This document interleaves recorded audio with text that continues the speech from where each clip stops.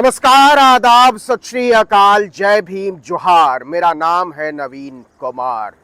बिल्कुल नया फ्रेम आप देख रहे होंगे। प्रकृति की गोद में हूं। ये रायगढ़ जिला है महाराष्ट्र का और इलाका है महाड। ये इलाका बहुत ऐतिहासिक महत्व के साथ जुड़ा हुआ है। उस इतिहास पर आऊंगा, लेकिन पहले जरा वीडियो के बारे में बता दूं कि किस बारे में यह वीडियो होने जा रहा है। प्रधानमंत्री नरेंद्र मोदी ने भारत की संसद में खड़े होकर धमकी दी है। अगर उनकी शब्दावली को ट्रांसलेट करें लोकाचार की भाषा में, तो धमकी दी है उन लोगों को जिसको वो इकोसिस्टम कहते हैं। और वो इकोसिस्टम किसको कहते हैं ये भी आपको बताऊंगा, लेकिन पहले इस इलाके के बारे में। ये महाड का इलाका है, बाबा साहब डॉक्टर भीमराव अंबेडकर की क्रांतिकारी धरती। इसी धरती से बाबा साहब ने अछूतों को अधिकार दिलाने के लिए एक लंबा आंदोलन चलाया था, और उस आंदोलन का साल था 1927।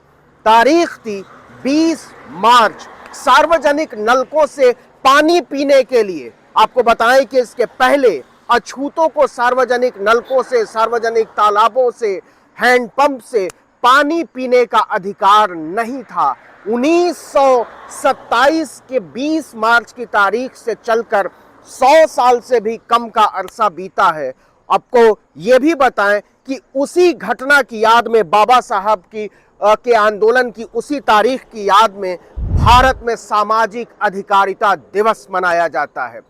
तो वहां से चलकर संविधान के रास्ते भारत का लोकतंत्र यहां तक पहुंचा साल 2024 तक, और उसी संविधान की ताकत हासिल करके जो चला था अछूतों को पानी पिलाने के, सार्वजनिक नलकों से पानी पीने के अधिकार से, और उसी संविधान जो बाबा साहब डॉक्टर भीमराव अंबेडकर ने बनाया। आप पीछे का इलाका देख रहे होंगे, एक बहुत ही खूबसूरत गांव है ये महाड का। नीचे एक नदी बह रही है, दाहिनी तरफ राष्ट्रीय राजमार्ग 66 है जो चला जा रहा है चिपलूण की तरफ, गोवा की तरफ, कर्नाटक की तरफ, और इस रास्ते पर हम आगे बढ़ रहे हैं। और आपको फिर से बताएं कि जहां पानी पीने के अधिकार के लिए आंदोलन हुआ, वहां से मैं उस घटना की बात करना चाहता हूं जिससे हमारी तरह के लोग दहशत में हैं, हमारी तरह के लोगों को धमकी महसूस हो रही है, क्योंकि भारत के प्रधानमंत्री नरेंद्र मोदी ने खड़े होकर कहा है कि उस इकोसिस्टम को उसी की भाषा में जवाब दिया जाएगा जो साजिश रचते हैं। प्रधानमंत्री नरेंद्र मोदी इकोसिस्टम किसको कहते हैं? प्रधानमंत्री नरेंद्र मोदी इकोसिस्टम कहते हैं हमारी तरह की आवाजों को, उन आवाजों को जो लोकतंत्र की बुलंदियों के लिए काम करते हैं, उन आवाजों को जो संविधान के हिमायत में काम करते हैं, उन आवाजों को जो आदमी और आदमी के बराबरी की बात करते हैं, उन तमाम तरह के लोगों को। आपको पता ही होगा कि लोकसभा में भारत के प्रधानमंत्री नरेंद्र मोदी का चेहरा कुछ कुछ उतरा हुआ था और उससे ज्यादा तमतमाया हुआ था। जो लोकसभा के स्पीकर हैं वो चाहकर भी प्रधानमंत्री की मदद नहीं कर पाए, और जब तक वो भाषण देते रहे, पूरे भाषण के दौरान विपक्ष जमकर नारेबाजी करता रहा।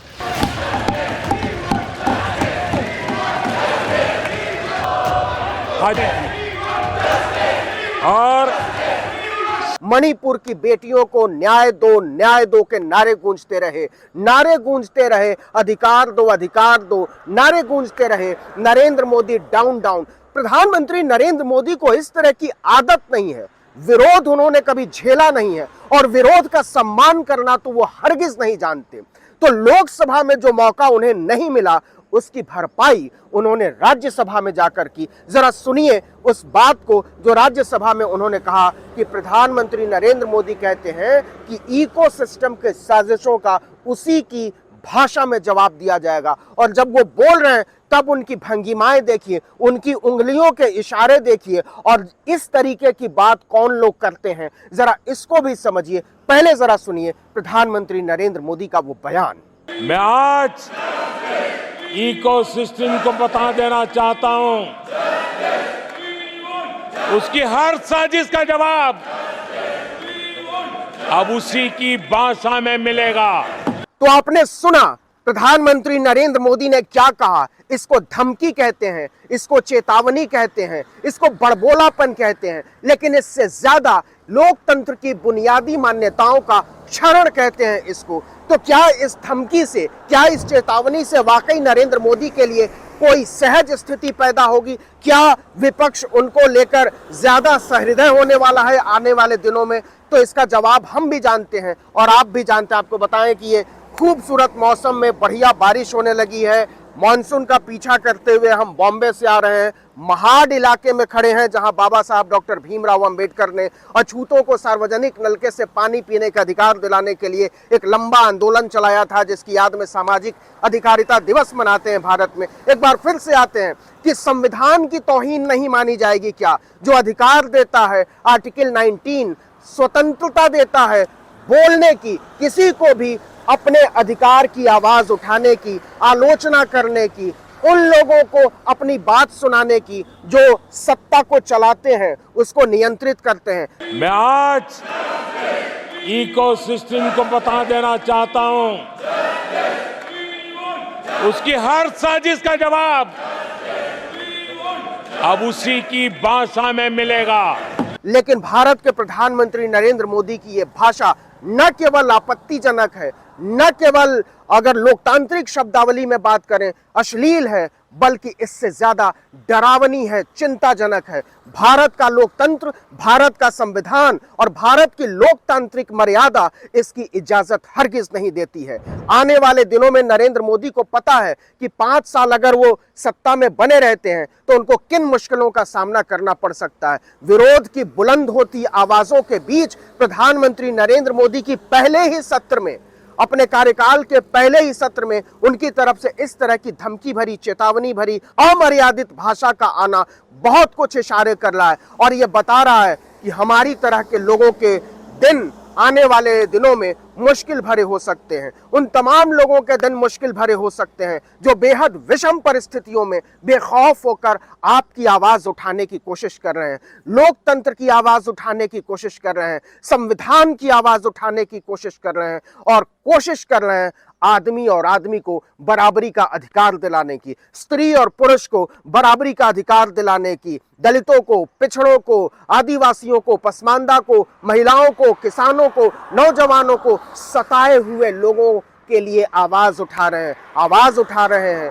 कि अधिकार मिलना ही चाहिए। नौजवानों को पढ़ने का, नौकरी का अधिकार मिलना ही चाहिए, महिलाओं को पुरुषों के बराबरी का। तो जो लोग अपने यहाँ बरसों बरस तक तिरंगा झंडा नहीं लहराते, जिनका इतिहास, राजनैतिक इतिहास है संविधान को जलाने का, उनके वंशज अब आकर ये कह रहे हैं कि आपको जवाब दिया जाएगा और उसी भाषा में जवाब दिया जाएगा। यह भाषा प्रधानमंत्री की भाषा नहीं हो सकती, यह भाषा एक चुने हुए नुमाइंदे की भाषा नहीं हो सकती, यह भाषा किसी भी तरीके से संसद के अंदर से निकली हुई भाषा नहीं हो सकती। आपने सुना होगा बिधुड़ी की भाषा, जिसमें उन्होंने कटुआ, मुल्ला, उग्रवादी, आतंकवादी ऐसे शब्दों का इस्तेमाल किया था अपने ही चुने हुए एक सांसद साथी दानिश अली के लिए। और प्रधानमंत्री नरेंद्र मोदी, उनकी भाषा थोड़ी सी सभ्यता के लिफाफे में लिपटी हुई जरूर है, लेकिन आप सोचिए कि उसमें जो आतंक का पुट है, उसमें जो दहशत का पुट है, उसमें जो डराने का पुट है, उसमें जो भय पैदा करने का पुट है, उसमें क्या कोई बुनियादी अंतर है? आप समझते होंगे मैं क्या कहने की कोशिश कर रहा हूं। लेकिन जो रीड बिटवीन द लाइन है, दो रेखाओं के बीच जो समझने की बात है, वो ये है कि भारत के प्रधानमंत्री नरेंद्र मोदी घबराए हुए हैं, डरे हुए हैं, चिंतित हैं, परेशान हैं। अपनी खिसकी हुई जमीन की वजह से वो कहीं ना कहीं अपने आप को आहत महसूस कर रहे हैं और इस आहत मन से जो कुंठा निकली है, उस कुंठा की भाषा है साजिश का मुंहतोड़, उसी भाषा में जवाब देने की भाषा। तो कहने का मतलब यह है कि प्रधानमंत्री नरेंद्र मोदी की भाषा चाहे जो हो, लेकिन उन्हें भी समझ लेना चाहिए कि लोकतंत्र के पक्ष में उठने वाली आवाजें न इस भाषा से डरेंगी। आने वाले 5 सालों में भी उन्हें लोकतंत्र के रास्ते पर चलना पड़ेगा। आने वाले 5 सालों में उन्हें संविधान के रास्ते पर ही चलना पड़ेगा और जहां भी वो लोकतंत्र, संविधान, मानवता, न्याय सामुदायिक भावना, इन सब संवैधानिक मूल्यों से हटने की कोशिश करेंगे तो हम संविधान और लोकतंत्र के हिमायत करने वाले लोग ये भी कहना चाहते हैं कि प्रधानमंत्री नरेंद्र मोदी जी, बेहतर होगा आप अपनी भाषा बदलें, क्योंकि संविधान को बदलने की कोशिशों का नतीजा आप देख चुके हैं।